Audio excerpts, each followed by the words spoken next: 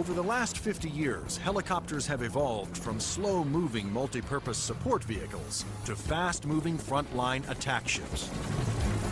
But in the high-tech wars of the future, speed alone is not enough. Information is the key. There's three elements that are critical to warfare. The ability for you to know more than the enemy, the ability to maneuver quickly around an enemy and gather more information about them, and the ability to provide precision firepower at the enemy. In future conflicts, after the F-22 Raptors and the F-35 Joint Strike Fighters have cleared the way, surveillance and attack helicopters will support ground troops as they move in to secure the area. We like to be down low where the action is, and we like to be down low where the threat can't see us. But at such low altitudes, helicopters are vulnerable to a wide assortment of ground-to-air weapons. All the simple systems, the guns, unguided rockets, the surface-to-air missiles, it's got to deal with all of that, and it's got to deal all of it effectively. The Pentagon has responded with a two-pronged strategy to counter this threat: inexpensive, expendable unmanned helicopters and stealthy manned helicopters. Unmanned helicopters will be primarily used for surveillance and for gathering targeting information. Fire Scout, designed by Northrop Grumman, was specifically developed to take off and land on Navy ships. However, the key to creating a successful manned helicopter for future combat is to make it stealthy like the F-22. But the question is, can it be done? Achieving stealth in a helicopter is different from stealth in a fixed-wing aircraft. You're concerned about different signatures: radar reflectivity, infrared, noise, all things that will give away an aircraft's position.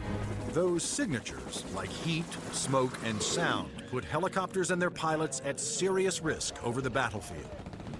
All the small shoulder-fired missiles, which are very effective against helicopters, are heat-seeking infrared systems. The challenge for engineers was to create a quiet helicopter with very few signatures and a small radar cross-section. And that's exactly what Sikorsky has done with the new RAH-66 Comanche. In the Comanche, with all the stealth capabilities, we can defeat the radar threat. We can defeat the guy with the shoulder-launched heat-seeking missile. And from the guy popping up in the tree, our agility defeats him. Our small size, our quiet acoustic signature defeats him. Often the first thing you hear from a helicopter is the sound of the wake from the main rotor hitting the wake from the tail rotor. In the Comanche, the fan tail is shrouded, so there is no interaction between the fan blade tips and the main rotor tips, and it's also canted slightly. And those all contribute to reducing the acoustic signature. Engineers also experimented with the main rotor to find a quieter design. If you look at a Comanche, it's got a 5-blade rotor, and what that does is it cuts down the normal chop, chop, chop sound from a helicopter into a more discreet whir that kind of blends into the background. Reducing the heat signature of a helicopter is also essential to making it more survivable. When you look at a Comanche, the first thing you ask yourself is, where's the exhaust? Where does all this hot air get out of the engine? The Comanche's exhaust actually escapes through the tail boom, where it is instantly dispersed by cool air from the rotor. That missile has to have something to home in on, and that's a heat signature. Comanche defeats that by the engine exhaust being mixed with ambient air and cooling it so that there's no longer a heat plume for that missile to home in on. To defeat radar, the Comanche utilized the stealth secrets first developed for the F-117 Nighthawk.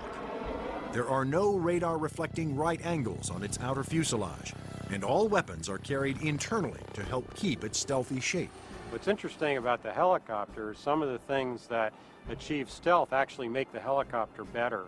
Things like the retractable landing gear and the retractable weapons bays, that also makes it sleeker and faster.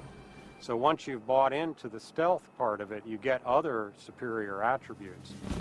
The main role of the Comanche is to give commanders an overview of the battlefield by providing up-to-the-minute information. Comanche is going to be basically their flying cavalryman. It's going to dart in and out, slash and cut, be a reconnaissance vehicle. As Comanche's two pilots gather data, their computer shares that data with other Allied forces.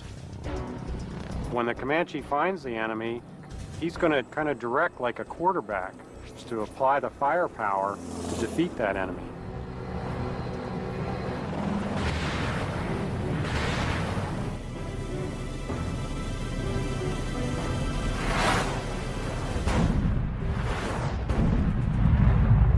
Engineering advances have also made the Comanche one of the easiest and most forgiving helicopters to fly.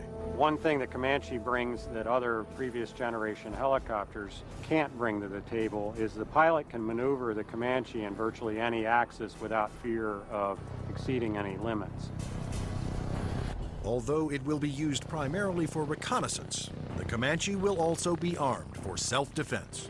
The Comanche is capable of carrying a wide array of weapons, all the way from guided missiles using a laser guidance system, heat-seeking missiles, which would be more of an air-to-air weapon, or unguided rockets, and also the latest Hellfire is pretty much a fire and forget.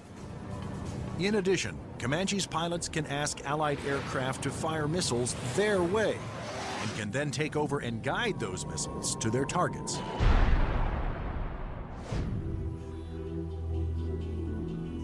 If the Comanche is hit, its computer system can often fix itself by reassigning vital functions to undamaged computer cards. This is where the computer brain of the Comanche is.